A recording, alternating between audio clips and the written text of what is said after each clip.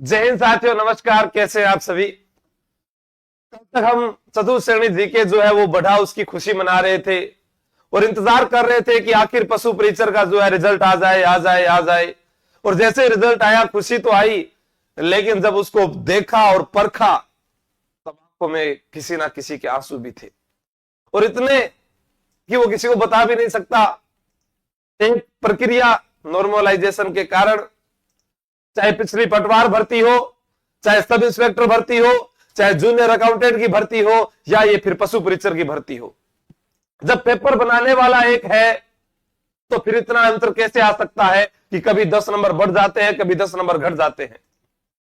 ये विद्यार्थियों के साथ गला घोटने वाली प्रक्रिया आखिर कब तक चली रहेगी, कब तक चलती रहेगी, ये आलोक राज जी नहीं बोलेंगे, ना सीएम साहब बोलेंगे। कुछ कहेंगे सर आप उठते ही कैसे आगे।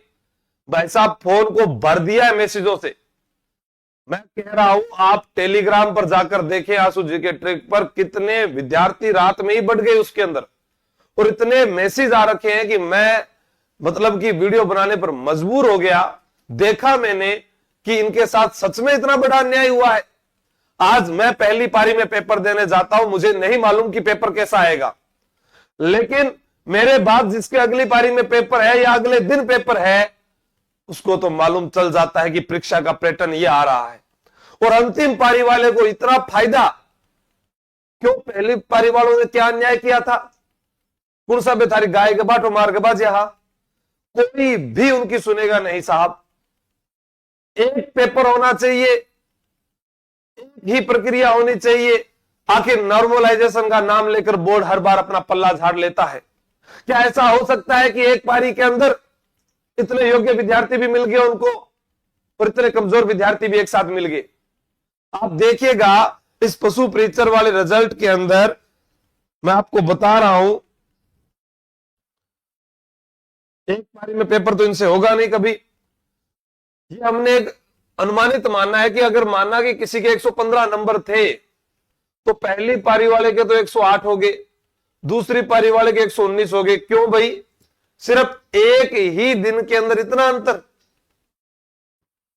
तीसरी पारी 127, चौथी पारी 103, और यहां देखिए आप लगभग 27 मैंने लिखा है, मान लो कि 10 से 15 नंबर का तो अंतर आया है। अभी मैं आपको एक लिस्ट और दिखा रहा हूं, वो हम टेलीग्राम पर भी डालेंगे। एक विद्यार्थी के द्वारा पूरा इस पर एनालिसिस किया गया, बहुत ही शानदार, और वो मैसेज मिलने के बाद जो है फिर रुका नहीं गया। हाँ, कमेंट पढ़ पा रहा हूं मैं आपके। बिल्कुल बच्चे वही हैं, एक साथ सब टॉपर नहीं आ सकते, सब कमजोर एक शिफ्ट में नहीं आ सकते। आखिर जिम्मेदारी कोई नहीं लेगा। अब ट्वीट नहीं करेंगे वो। आलोक राज जी को बताना चाहिए कि इसमें ऐसा हुआ है, सीएम साहब को बताना चाहिए कि मेरे बेरोजगार विद्यार्थियों के साथ ऐसा हो रहा है कि हम जो है अलग अलग पारियों में पेपर करवा लेते हैं, जिसके कारण लास्ट में कोई एक विद्यार्थी पहली पारी में पेपर देने गया, वो बड़े सपने लेकर गया था, ठीक है, उसके नंबर घटा दिए गए। पेपर में वो जब 115 करके बैठा था कि मेरा चयन होगा, लास्ट के अंदर उसको ये देखने को मिलता है, अब वो कह रहा है कि मैं क्या करूं। कोई जवाबदार नहीं है इनका। ये देखिए, एक साथी ने ये बनाया है, तैयार किया है, लगी होगी भाई की, और उन्होंने पूरा इसके अंदर बताया है कि अभी आपको सेकंड सीन में दिखेगा या समझ में आएगा या नहीं आएगा। मैं आपको टेलीग्राम पर डाल दूंगा ये, ताकि आप इसको पढ़ सके और जान सके कि कितना बड़ा जो है एक ये भी एक घोटाला ही है एक तरीके का, जिस प्रकार से सब इंस्पेक्टर, पटवार, जूनियर अकाउंटेंट इन सभी में हुआ है। अब आप बताइए क्या किया जा सकता है।